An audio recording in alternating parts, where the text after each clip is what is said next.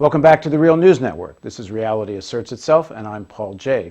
We're continuing our series of interviews with John Kiriakou, who joins us again in the studio. Thanks for joining us. Thanks for having me. So one more time, John's a former CIA analyst and then became a case officer, and he's author of the book, The Reluctant Spy, My Secret Life in the CIA's War on Terror. He spent about 23 months in jail and is now under house arrest for another 40-odd days for being the only person convicted to having anything to do with the torture program in the United States. And no, he wasn't convicted for torturing anybody. He was convicted for whistleblowing. When John joined the CIA in 1990, he was 25 years old. How do you get recruited by the CIA? In grad school, I took a class called Leadership, very simply. It was taught by an eminent psychiatrist by the name of Dr. Gerald Post. Dr. Post is one of the country's leading thinkers in the area of terrorist psychology.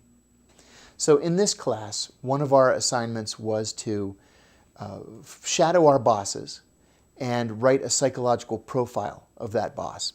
At the time, I was working at the United Food and Commercial Workers International Union in Washington. Long history of labor involvement in my family. And I wrote a paper, and I said that I believed my boss was a sociopath and that he was potentially dangerous. And I offered evidence to show why I thought he was potentially dangerous. So I got an A on this paper, and in the margin, Dr. Post wrote, "I've never done this before, but I urge you to resign from this job. I too believe that your boss is a sociopath." So I quit and got another job.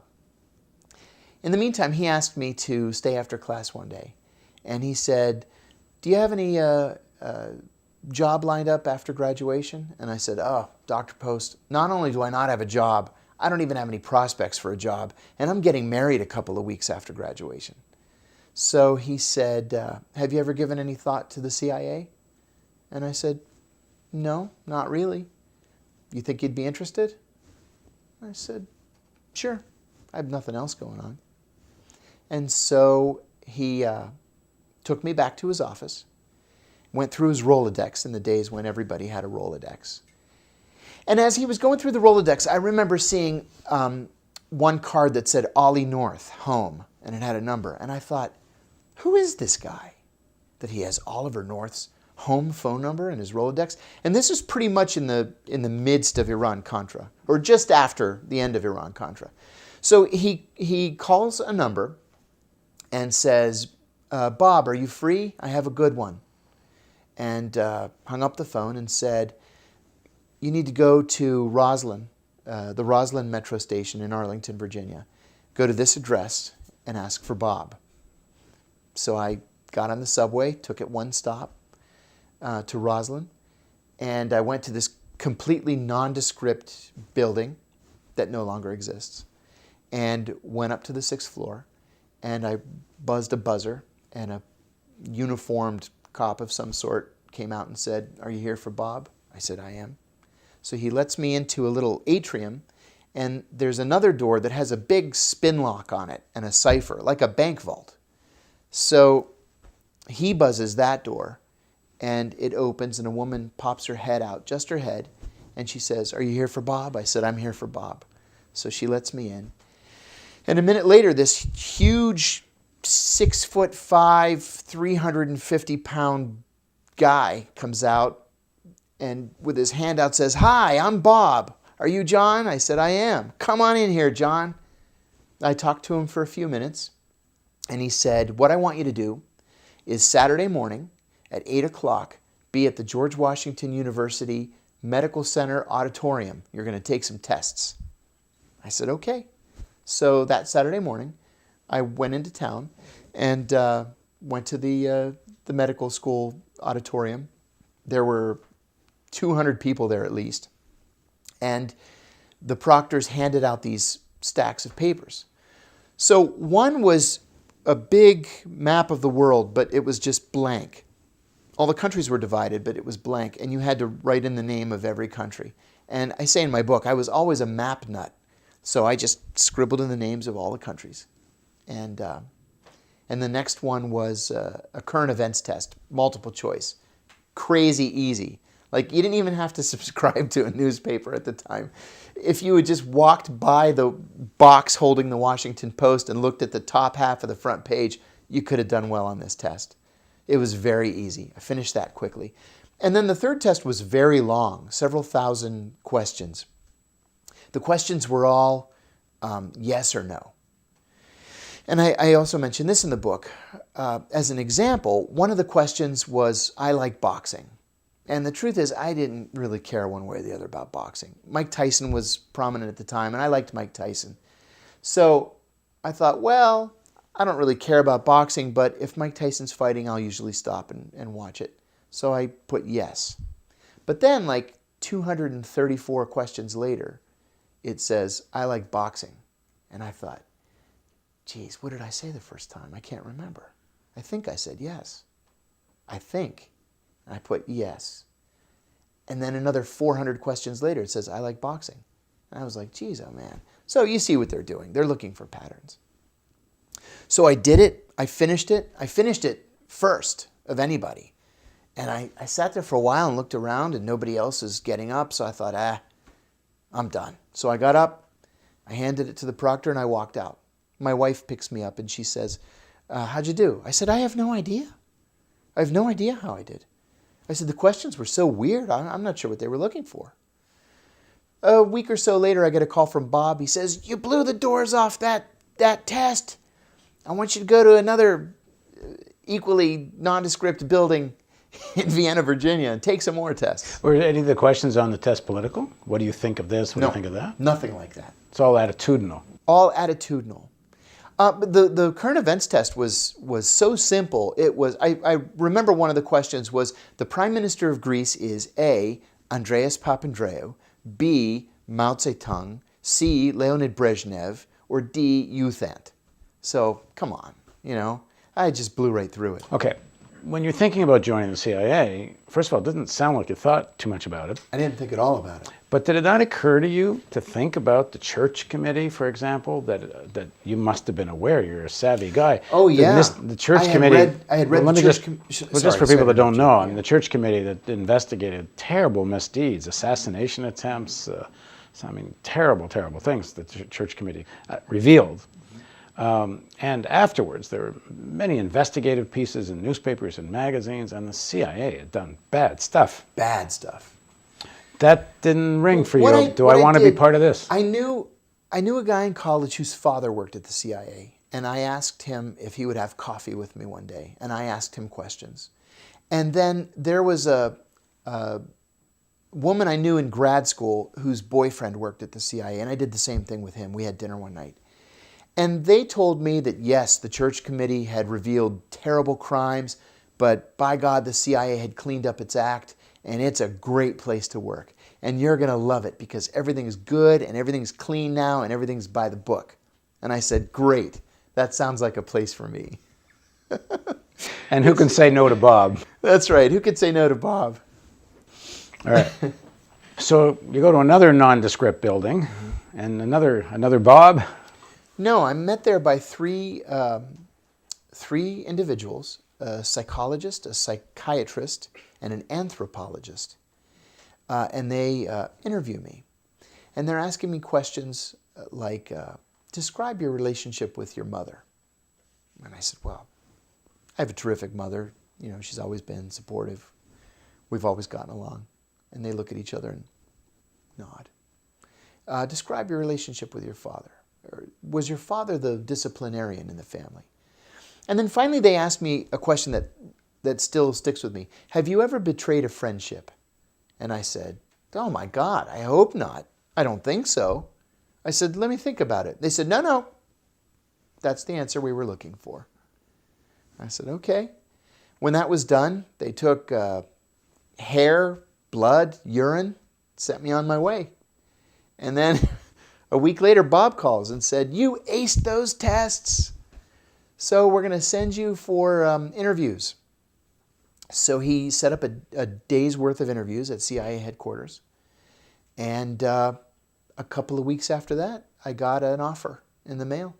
Now, you wrote in your book I believe, that they like to look for people with, did you call, trending towards sociopath? Well, a CIA psychiatrist told me one time that the CIA looks to hire people with sociopathic tendencies, not sociopaths, because sociopaths have no consciences. But people with sociopathic tendencies are comfortable operating in moral and legal gray areas. So do you think they found that in you? I think they probably did, because at that time, when they asked me the question, they offered a scenario. They said, you know that Mr. X has something in his house that you need, whether it's a file or whatever. You need it. And you work on him to recruit him so that eventually he turns that file over to you. But he's not recruitable. And in the end, when you ask him for the file, he tells you no. What do? I said, I break into the house and take the file. Seemed like a perfectly logical answer to me. Because but you understood they were asking Oh, you of course. to think like a CIA person. Absolutely. I mean, did you believe that, or you were feeding them something you thought they wanted to hear? No, I believed that. If Mr. X was a Russian scientist, let's say, I would absolutely break into his house and take it. Right? We're the good guys. They're the bad guys. So, sure, I believed it. So you're hired, you go through orientation, and you're writing the book that one of the people that's giving you the orientation, I'm quoting, the director of the Office of Security made the biggest impression on you, saying something has stayed with you all these years. That, he said, the greatest threat facing America today is the threat of Soviet communism. And you didn't think so. I thought that was absurd. This is January of 1990, right? The Berlin Wall's down. The Soviet Union is breaking up, and Eastern Europe is turning democratic, and this old man is standing there telling us that the greatest threat we face is Soviet communism? I thought it was ridiculous. And I wondered if it was just for show, if it was to make us feel like, wow, we're really part of something now. But as the years passed, I think I've come to the conclusion that he believed it, that he was one of those old-timers who just couldn't change with the times. The culture was too embedded. What did you think was the greatest threat? And were you joining because you thought there was a threat, or you were joining because of something interesting to do? No, I thought it would be interesting. And frankly, I was looking forward to the travel. That's really what was most exciting for me. You know, I really didn't think there was any large transnational threat at the time, except maybe terrorism. And I had my own thoughts on terrorism. I believe that the real threat was nationalist terrorism or communist terrorism, whether it was the PFLP, DFLP, PFLPGC, some of the Greek groups, the Red Brigades, the Action Direct. You know, those were the groups that were killing Americans overseas. Hezbollah, although that was religious and not nationalist. That's where I thought the real threats were coming, not the former Soviet Union. And that's what it was at that point. It was already the former Soviet Union. So you get in, and very quickly you're sent to Kuwait? Well, I was given Kuwait as a what they called a training account. I was told, you know, Kuwait has this very interesting democratic movement. People demonstrate every once in a while. They're experimenting with a democratically elected parliament. So learn Kuwait, learn how to write in the CIA's analytic style, and then you can move on to something really interesting like Romania. That's what the guy told me. So I thought, doggone it. I'm going to be stuck with this country where nothing ever happens. I'm never going to get promoted.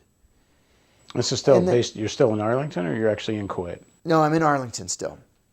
So I did Kuwait for 4 months, and then in April of 1990, I also picked up Iraq. And at the time, in the CIA, you could count on 2 hands the number of people that covered Iraq. And I mean in everything, analysis, operations, everything, press, you name it. Again, I was told that Iraq is a good training company. Nothing ever changes there. It's the same cabinet since 1968, right?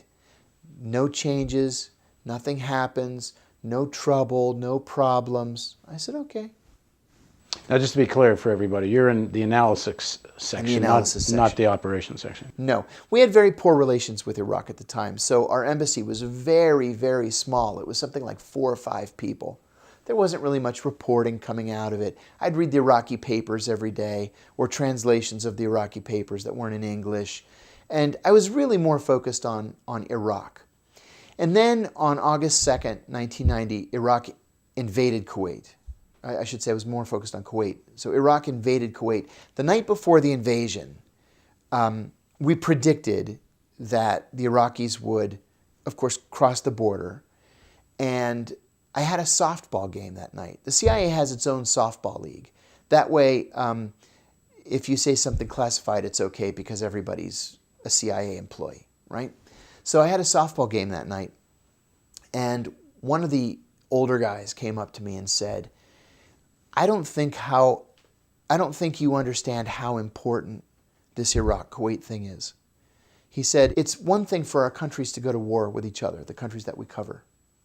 It's an entirely different thing for the country we cover to go to war with us.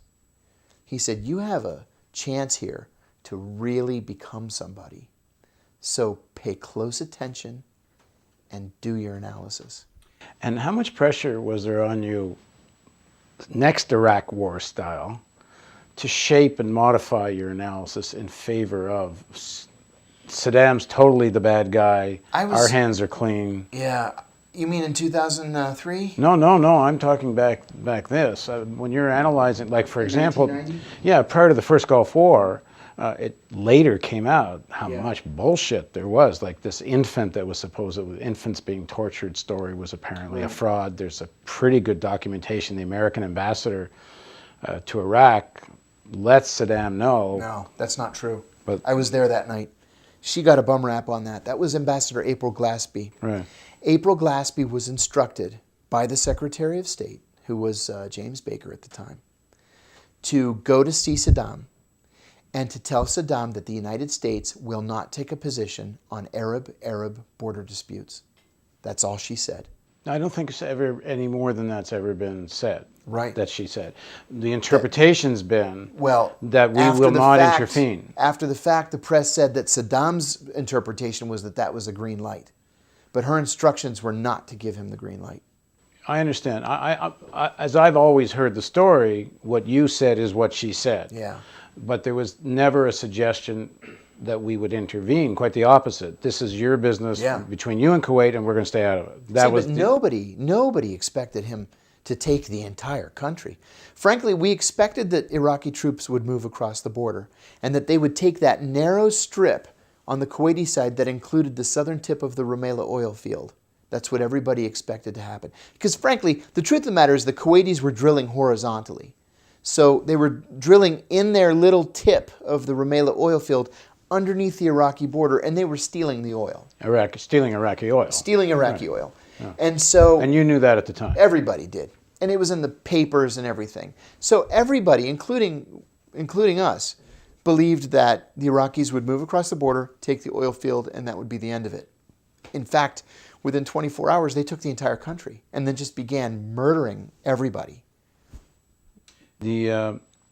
But some of the murder stories were exaggerated. This murder of infants stuff. Yeah, I never understood happen. why the Kuwaitis felt compelled to exaggerate those stories, because there were so many despicable crimes against humanity that Iraqi soldiers were committing in Kuwait. There was no reason to lie about them. I remember when the girl that you're speaking about testified before Congress, I remember watching that at the CIA and saying, I know that girl. Isn't she the Kuwaiti ambassador's daughter? That's Saud Nasser's daughter.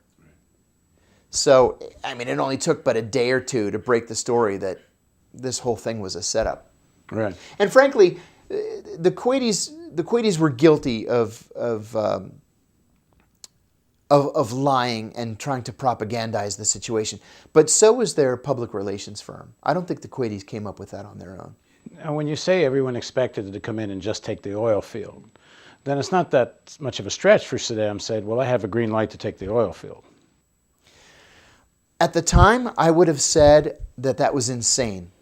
I can see how he may have believed that he had a green light, but Ambassador Glaspie certainly did not believe she was giving him a green light. Because the overall suggestion is that U.S. policymakers wanted Saddam to go, give him some rope to hang himself, because they want an excuse to have the first war. I never believed that, because Saddam was the only thing that we had standing between Iran and the small Gulf countries.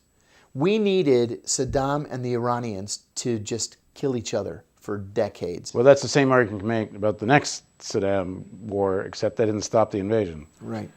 So one can wonder. Yeah. Well, that just goes to show you what a stupid policy we had in 2003 to provoke this war with the Iraqis. Because now we've created a regional hegemon in Iran. We took out an entire sect of Iraq, and we've disenfranchised Sunnis. We've taken their positions. We've taken them out of government and out of the military. And you have an entirely Shia military in Iraq now that is in some ways supportive of Iran's theocracy, and in other ways accepting of it. We're going to carry on with your story from Kuwait further in the next segment of our interview. Please join us for the continuation of Reality Asserts Itself with John Kiriakou on the Real News Network.